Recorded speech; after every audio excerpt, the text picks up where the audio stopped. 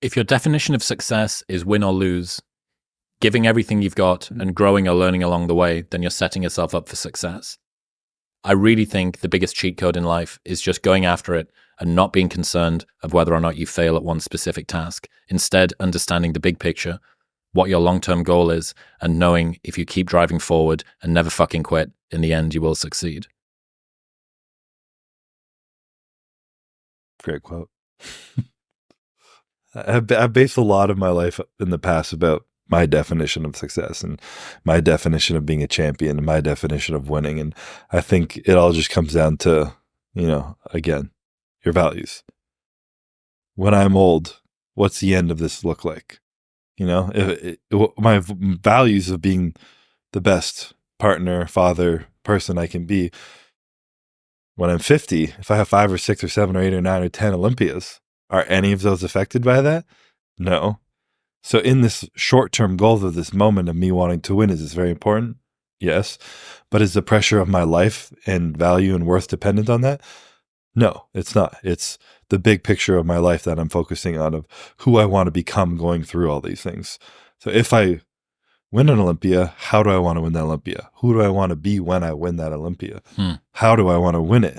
How do I want to show up in my relationships? If I lose that Olympia, how do I want to lose? Who do I want to be when I lose? Who am I becoming through all these little challenges and goals along the way that aren't the big picture? Who am I becoming, which is the big picture? And I think that's so important for me to understand it. Everything that you choose to do and how you handle it is shaping who you're becoming. And at the end of the day, when you're old and have grandkids and children in your life, you're the culmination of everything you've accomplished, but also how you accomplished it and how you reacted to it. What's the big picture? Who do you want to become? Isn't it interesting that you could have, the same mantelpiece above the fire that's got however many Olympias on it, and objectively, when grandkids are bouncing on your knee, they can look and see the same thing, but the person behind them and the experiences that they went through and who they became in the process can be totally different, which kind of shows that the outcomes that you get really are, in the end, kind of arbitrary. And it's the person that's behind the grandkid that kind of matters. Yeah, exactly. If I had a picture of myself and I hadn't never won an Olympia, and then I had a picture of myself that won 6 Olympias and my kids were looking at me, holy shit, you were jacked, Dad. That's where their thought ends. It's not like you had 5, you had 6, you had 7. It doesn't matter, That's cool, you're jacked, but who are you and how do you show up in my life every day? Yeah. And how did those pursuits, how did the goals that you tried to achieve or did achieve change you?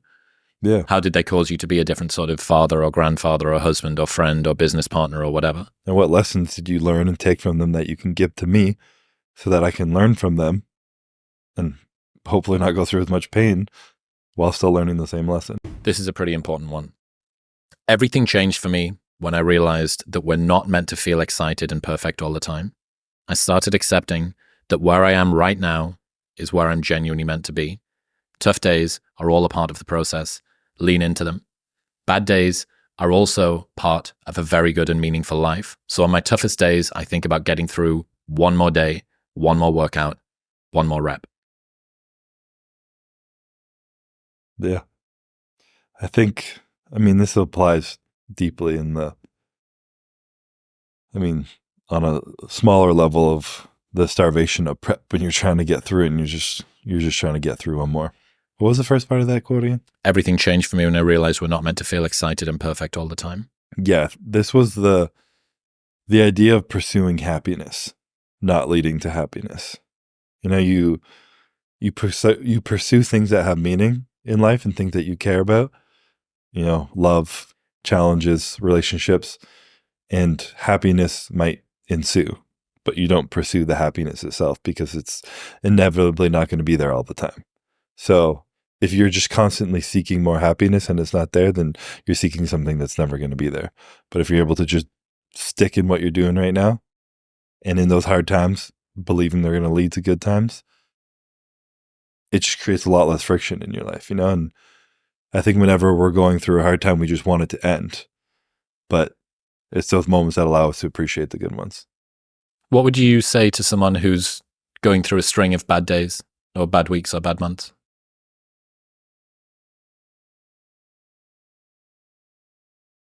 Say it's okay. You're not alone. I think sometimes a quick word of just looking in them and being like, I know, you're not alone. Give them a hug and be like, this is shit right now, and it's okay. But you're not alone. What does lean into them mean? Lean into the bad days? I think specifically nowadays, it's so easy to numb.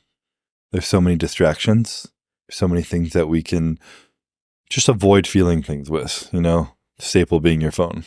You want to cry, you fight your tears, you're feeling stressed, you're overthinking something, so you just pull up Instagram and you doom scroll for 20 minutes, you get distracted, you see a funny video of a cat, close your phone and you forget about it.